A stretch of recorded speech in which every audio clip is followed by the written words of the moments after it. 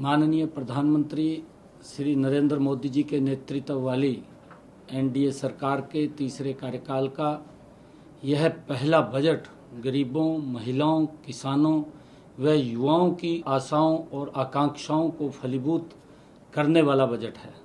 मुझे पूर्ण विश्वास है कि यह बजट विकसित भारत के निर्माण में एक नया अध्याय लिखेगा।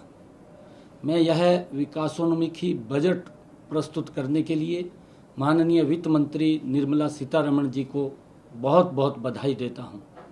इस बजट में आने वाले वक्त में कृषि को अधिक लाभकारी बनाने, अर्थव्यवस्था को अधिक सुदृढ़ करने, औद्योगिक विकास को नई गति देकर अधिक रोजगार सृजन करने का विजन दिखाई देता है। बजट में फसलों की जलवायु के अनुकूल 32 कृषि और 109 बागवानी किस्मों के लिए कृषि अनुसंधान को बढ़ावा देने पर जोर दिया गया है। इससे कृषि प्रधान हरियाणा को बड़ा लाभ होगा। प्राकृतिक खेती के लिए 1 करोड़ किसानों को मदद देने का प्रावधान स्वागत योग्य है। प्राकृतिक खेती पर्यावरण के अनुकूल है। इससे बहुमूल्य जल की बचत होती है और आम जनता को शुद्ध भोजन मिलेगा। किसानों की रासायनिक खादों और कीटनाशकों पर निर्भरता न होने से उत्पादन लागत में भी कमी आएगी। बजट में दलहनों और तिलहनों का उत्पादन बढ़ाने व इनके भंडारण व विपणन को सुदृढ़ बनाने की घोषणा से हरियाणा में फसल विविधीकरण को अपना रहे किसानों को बड़ा प्रोत्साहन मिलेगा। इस बजट में एमएसएमई और विनिर्माण, विशेषकर श्रम विनिर्माण की ओर विशेष ध्यान देना स्वागत योग्य कदम है। एमएसएमई के क्षेत्र में विकास के लिए विभिन्न ऋण गारंटी योजनाएं और मुद्रा लोन को 10 लाख से 20 लाख करना छोटे उद्यमियों के लिए फायदेमंद साबित होगा। बजट में रोजगार से संबंधित 3 नई योजनाओं को घोषणाओं से देश में रोजगार के नए अवसर सृजित होंगे। पहली बार रोजगार पाने वाले नवनियुक्त युवाओं को ईपीएफओ के जरिए 1 महीने के वेतन अधिकतम 15,000 रुपये का भुगतान किया जाएगा। विनिर्माण क्षेत्र में नवनियुक्त युवाओं और रोजगार देने वालों को ईपीएफओ में अंशदान के लिए प्रोत्साहित करना स्वागत योग्य है।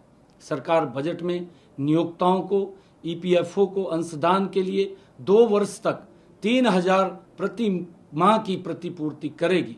गरीबों को 300 यूनिट तक मुफ्त बिजली देने के लिए शुरू की गई पीएम सूर्य घर योजना का इस बजट में विशेष बढ़ावा देने की बात कही गई है।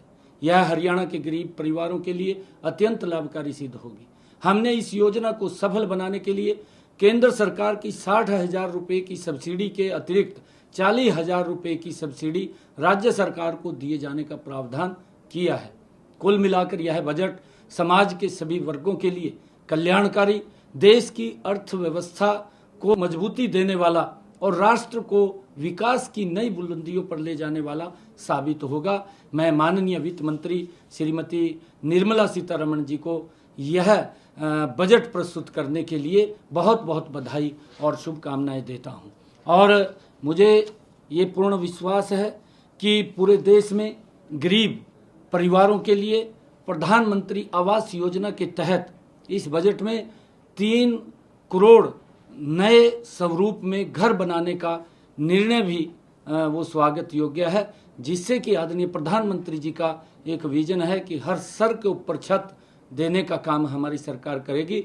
उन गरीब लोगों को इस बजट के माध्यम से वो मकान बना करके देने का कार्य भी पूर्ण होगा। मैं इसके लिए आदरणीय निर्मला सीतारमण जी और आदरणीय प्रधानमंत्री जी के इस विजन को मैं बहुत बहुत बधाई और शुभकामनाएं देता हूं।